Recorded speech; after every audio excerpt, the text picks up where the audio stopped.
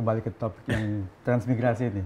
Kementerian Transmigrasi baru pecahan dari Kementerian Desa dan PDT Iya. Transmigrasi.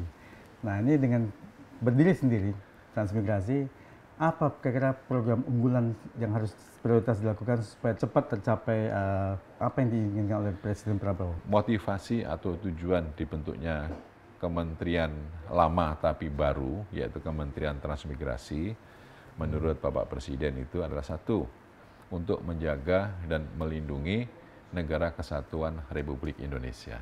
Karena dengan adanya perpindahan penduduk secara sukarela ke daerah-daerah padat ke daerah yang longgar, maka di mana ada penduduk di situ pasti akan terjaga soal keamanan dan dapat melindungi wilayah dalam suatu daerah tertentu. Yang juga bisa menjadi pemerataan pembangunan. Yang kedua, untuk mengurangi kemiskinan. Karena aspek pemerataan pembangunan itu harus juga mencerminkan nilai keadilan sosial. Diharapkan dengan adanya transmigrasi ini bisa mengurangi kemiskinan dan dapat meningkatkan taraf hidup sosial masyarakat transmigran. Karena apa? Pemerintah memberikan jaminan setiap kepala keluarga diberikan 2 hektar tanah lahan dengan perincian dibangun rumah pekarangan, kemudian 1 hektar dibuat untuk untuk ladang atau untuk sawah. Nah, yang berikutnya diberikan jadub jaminan hidup selama 1 tahun. Jumlahnya, jamunya berapa nilainya bervariasi, sekitar 200 sampai 300 juta per tahun. Setelah itu tahun kedua diharapkan mandiri.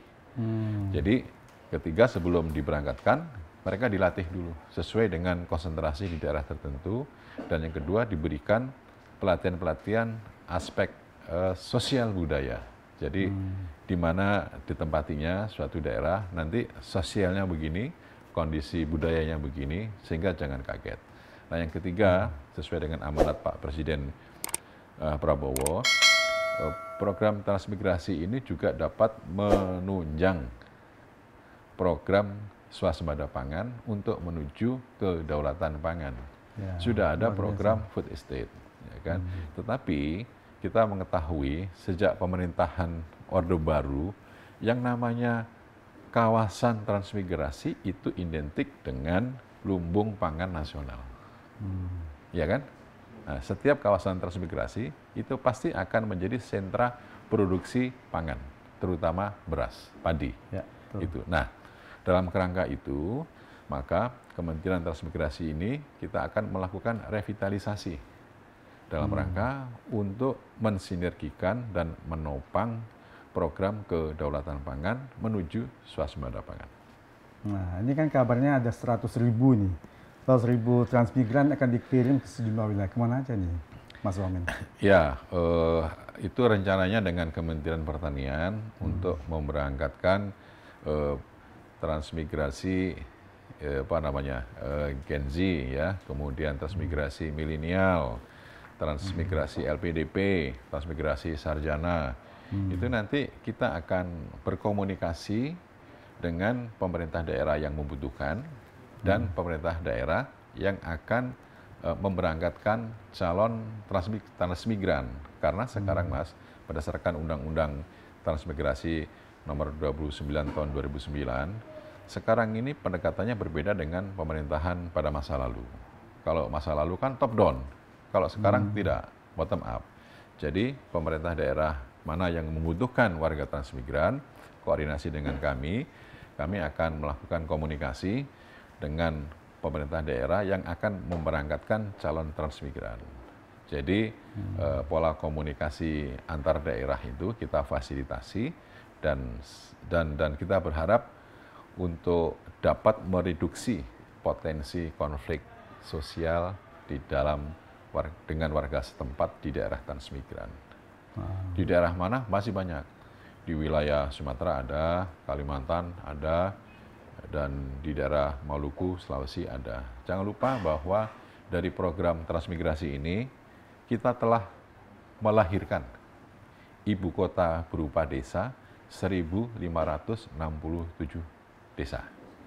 kemudian 466 kecamatan, 146 kabupaten kota, dan 3 ibu kota provinsi, yaitu Provinsi Kalimantan Utara, Provinsi Sulawesi Barat, Provinsi Papua Selatan. Itu semuanya adalah produk dari program transmigrasi. Nah, ini pemirsa harus mengetahui itu. Terus ke Papua ada nggak nih kan tadi? Papua ada, tapi ada masalah soal aturan, ya. Pertama, kita lihat dulu apakah pemerintah daerah di Papua yang ada 6 provinsi itu membutuhkan transmigrasi dari luar Papua enggak. Gitu. Nanti kita kaji. Yang kedua, ada peraturan dari Papua Induk dulu, Perdasi namanya, Peraturan Daerah Provinsi Papua nomor 15 tahun 2008 yang menyatakan bahwa transmigrasi boleh dilakukan ke Papua dengan syarat orang asli Papua, OAP, minimal telah mencapai 20 juta jiwa, dan dalam transmigrasi itu harus mendapatkan pertimbangan dan persetujuan dari MRP dan DPRP. Nah, untuk tahun ini kita tidak memberangkatkan warga transmigran ke Papua yang berasal dari luar Papua. Tidak ada.